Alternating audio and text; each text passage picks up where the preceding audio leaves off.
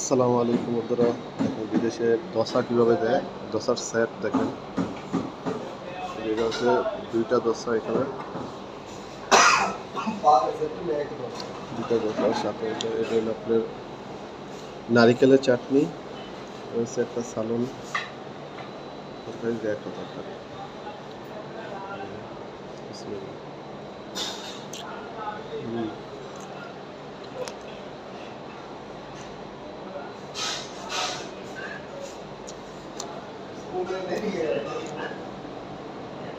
এটা হচ্ছে নারিকেলের চাটনি, এটা অনেক মজা।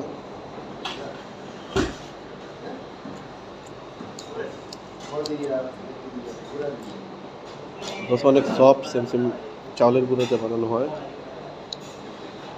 খাইতে অনেক মজা। এটা তো অনেক মজা।